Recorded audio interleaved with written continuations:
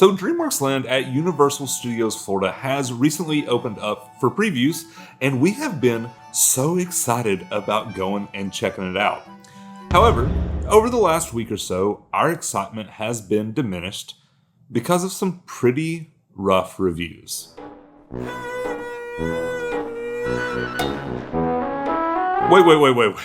Does that one say the only thing flatter than DreamWorks Land is Tyler singing? I haven't even put the video out yet. As you can see, some of them are pretty harsh, but one of them in particular stuck with me because I felt the exact same way every time that I saw pictures of the parks or I saw someone else's review. Something was missing. So I did the only thing that I knew to do. I jumped in the car and I headed over to Universal Studios to experience the land for myself to see if I could find what me and so many other people felt like was missing. I know what some of you are probably thinking. Hey, you're an adult. That's a great observation. I am, sort of.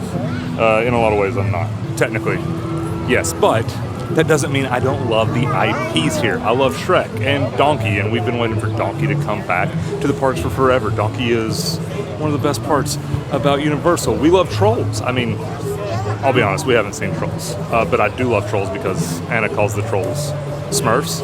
She hasn't quite figured out how to differentiate those. And then you've got Kung Fu Panda.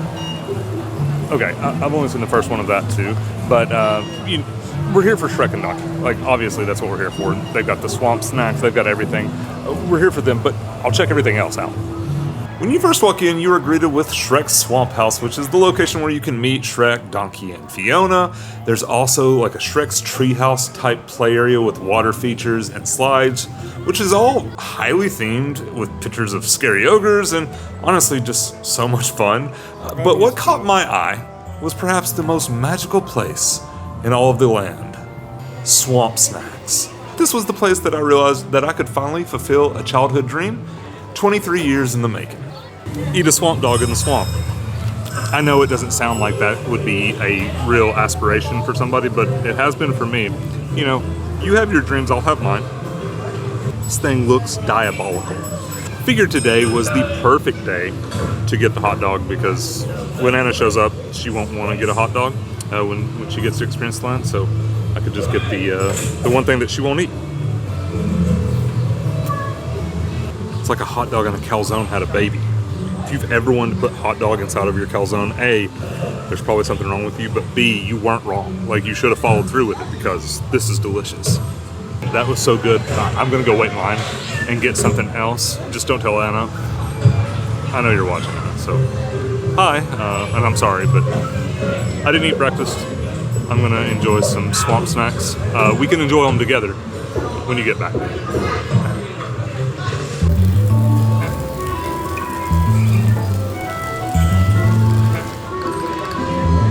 Boom.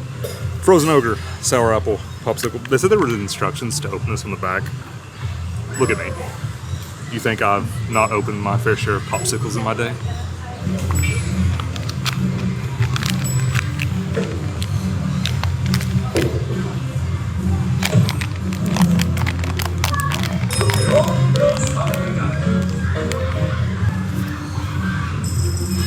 Oh, Shrek.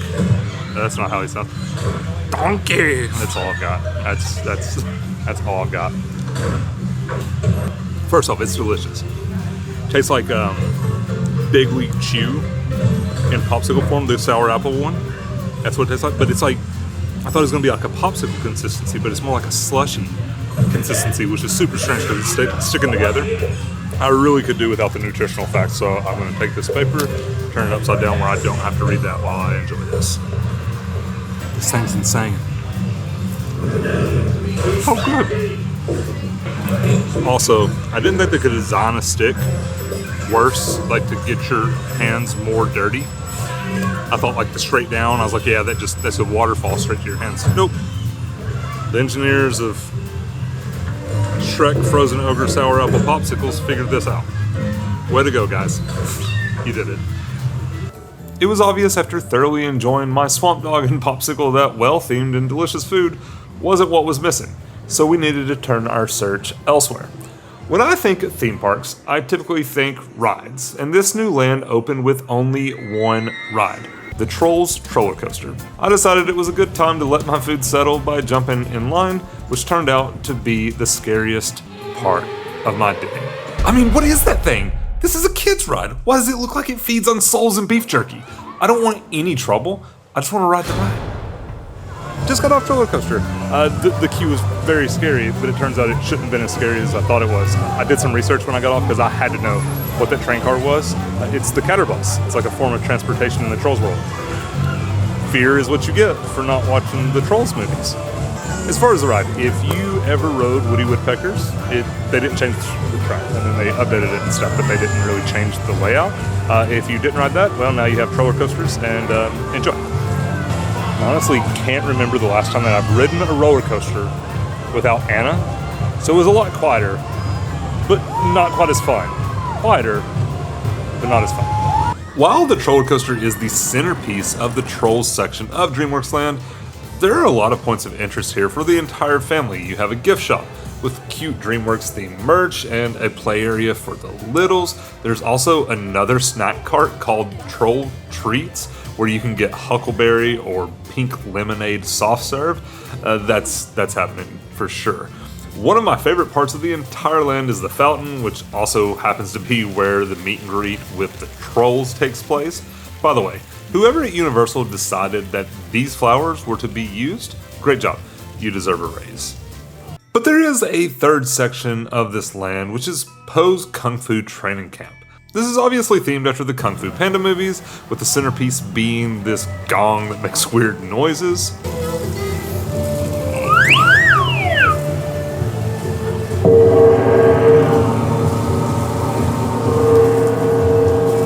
It's missing the gong right now? Is that what everybody thinks is missing? Anyways, although all of DreamWorks Land is a family-friendly area, this area feels like it's the most catered to those families with younger children. There's a splash pad called the Pond of Perpetual Wetness, a play area called Mr. Ping's Noodle Caboodle, which is just noodles. No, like seriously, look at what these do. You just spin them. It's kind of strange. Then you have Poe Live, which is a fun, interactive area where the Dragon Master himself teaches you Kung Fu. He even taught me how to be a fierce tiger.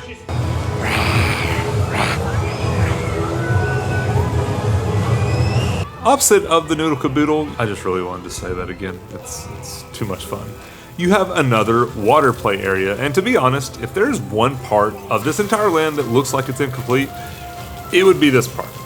These water cannons literally just shoot up into nothing, and there's nothing that is really like moving, or it doesn't seem like it's working or functioning. It just lacks a certain cohesiveness. And while I was there experiencing it, it was underwhelming. But then again, I'm not its target audience, and even with all that being said, it still didn't feel like anything was necessarily missing. Other than the gong mallet thing, the thing that hits the gong. I spent the rest of my day doing all the fun and interactive stuff that you can find throughout the land because I was trying to burn some time. What was I trying to burn time for? I was waiting for the start of the DreamWorks Imagination Celebration show.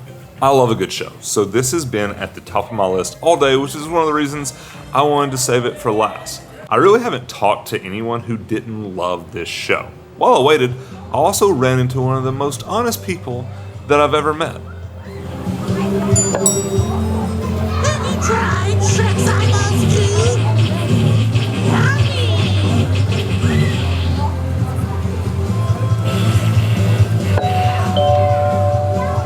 You would think a swamp would be more human, but this is lovely.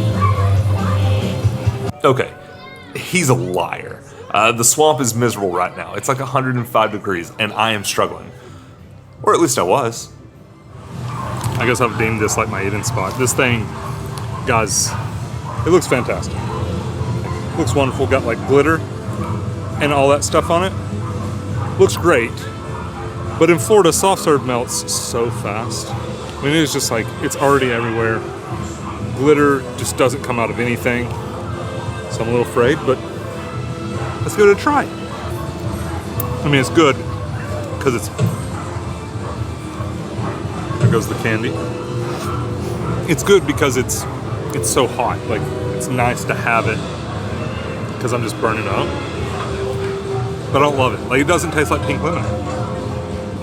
It sort of tastes like pink lemonade. It tastes like if you got a pink lemonade, put ice in it, and left it sitting for too long, and then like all the ice melted and it watered it down. It tastes like that pink lemonade. While I was sitting there enjoying my ice cream, it dawned on me.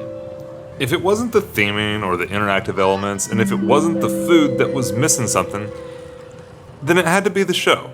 The show that I've been so excited for all day has to be the big issue with the land. But it wasn't. The show's amazing.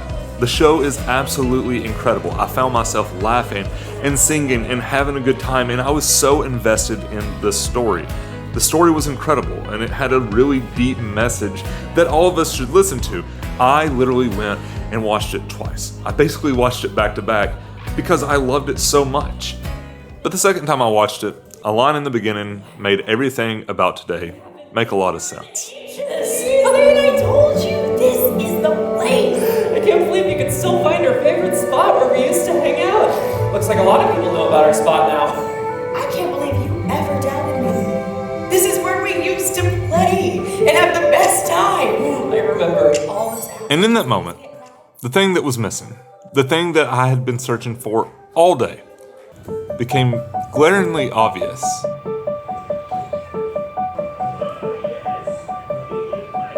In the theme park world, we are really quick to look for everything that is wrong with new attractions or offerings in the parks, when at the end of the day, at least in my opinion, it's not that serious. Is this land perfect? Absolutely not. And yeah, it has some really glaring issues. What I'm not saying is that you should never have negative opinions, because that's not true. That's how things get fixed. You should be negative when something is wrong. But what I am saying is, maybe every once in a while we should just enjoy the experience, because sometimes the only thing that's missing is the perfect person to enjoy the day with.